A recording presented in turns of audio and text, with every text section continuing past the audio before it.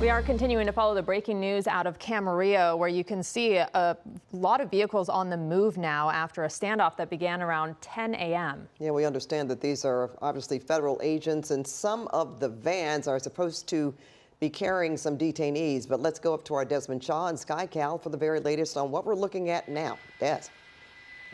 Yeah, Pat and Ruta, a large contingency of these vans, we believe, full of detainees being led by a Bearcat. You see just how many vehicles are going, and they're definitely going a roundabout way through this farmland on dirt roads, no doubt to avoid the protesters that are out there on Laguna Road. We know earlier today when we saw kind of the same thing, it was actually buses earlier in the day. They went out to the west like they were going to head up towards Ventura, but then they ended up turning around and going east, and that may have also been a tactic to avoid all of the protesters out here. So winding their way around the farm, we had seen that where a lot of people had been kind of kept outside, some in handcuffs and some not. When we had looked there moments ago, there was nobody else there, so it looks like they have loaded up perhaps everyone that they have been looking for today. So we'll see if this operation is kind of in the winding down phase, but you see they are way out of the way here along this dirt road,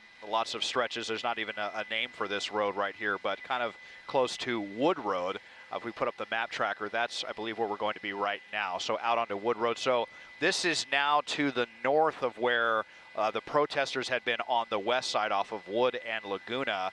And you can see there's quite a few vehicles. Well, these may be a couple of protesters right here who are just kind of seeing what's going on, but they're going to make their way around this, and if they're heading, to downtown Los Angeles or where exactly, unclear at this point, but a lot of movement now taking place here, Pat and Ruta, and just like that, now we're starting to see some protesters, it looks like, that may have caught on to this as well.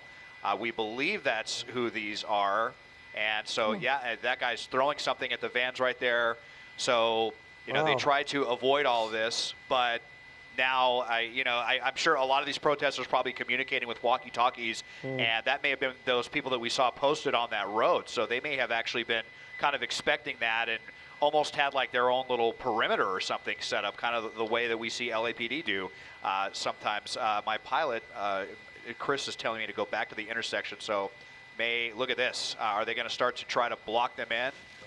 That may be indeed what they're doing. Look at this guy right here throwing stuff, throwing something, maybe a rock at that van right here. So getting pretty testy out here. Oh boy, he might have smashed the window right there. Big clogs of, he broke the window right there. Look at that. They are getting pelted right now with rocks. And oh boy, this guy on the bike is in danger of getting run over right now. He's trying to form his own little blockade. Very dangerous situation all the way around. And that vehicle able to get out. How many more vehicles are in this convoy? It looks like that is all of the white vans. One last one here that is stuck. Let's see if they're going to get pelted as well. And indeed, look at that. Shattered the window. Shattered the driver's side window right there. So that could have very easily injured the driver.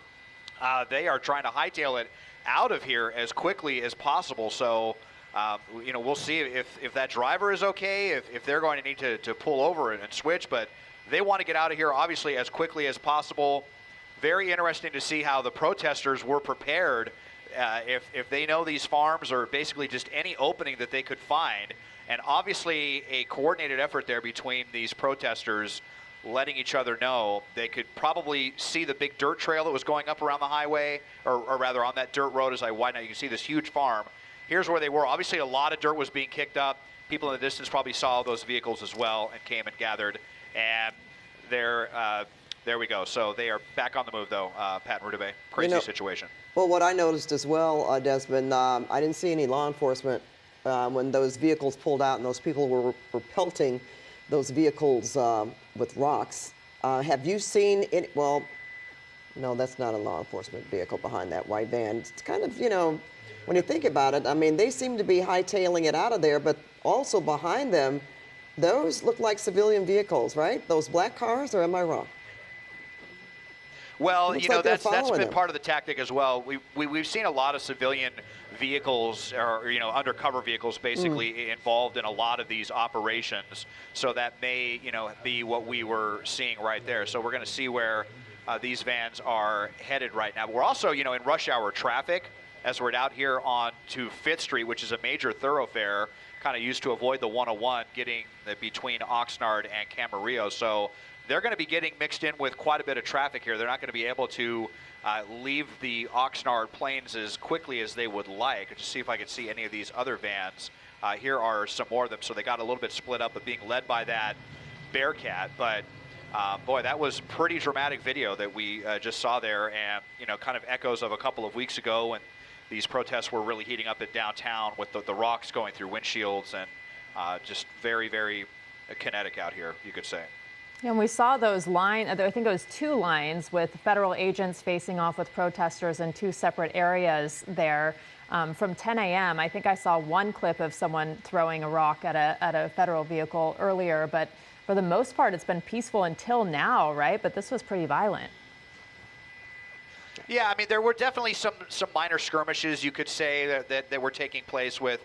I might have seen a few water bottles thrown earlier today, and there were definitely some tear gas canisters that were thrown and kicked back and forth between both the protesters and the federal authorities. Here's one of the van that has that shattered window right here, but they are still driving okay. So, and I don't see anyone in the passenger seat either. You see they got cracked on the front of the windshield as well. But yeah, there had been a few people that were taken into custody, but that was definitely the craziest that we've seen of all of this at this point. First time we've seen anything thrown at any vehicles or any people is what we just witnessed there as they were making that exit from the farm out to Wood Road and now on Pleasant Valley right now. So we will follow them and see where they're headed, but I'd be kind of curious to see if they reverse direction like they did earlier this afternoon to try to throw the kind of the protesters off the trail. That seems to have been what they did earlier.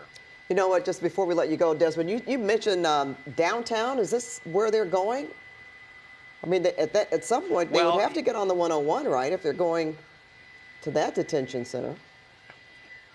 Yeah, I mean, right now they're headed southbound, so they're actually kind of headed towards Point Magoo, and this would eventually get you over towards Pacific Coast Highway, but they may just be taking a roundabout way. Earlier today, the first group of vehicles that we saw leave, we had noticed that they went westbound as though they were headed to Ventura, that making us think maybe they were headed to the county facility there, to the jail. But then before they got to Ventura, they reversed and went eastbound, and we suspect that they went to downtown Los Angeles to the federal facility instead. But it was just kind of a curious thing that we saw earlier for them to not go directly. But here's that van once again with the shattered windshield, and pretty precarious. If they are headed towards downtown, that is a long way to drive with a completely busted out driver's window, as well as the windscreen, which also has a pretty big crack in it. All right, Desmond. Well, we're certainly going to stay on top of this, and we'll be checking in with you, of course, at the 6 o'clock hour. No question about that, to see where they're going exactly and what happens along the way.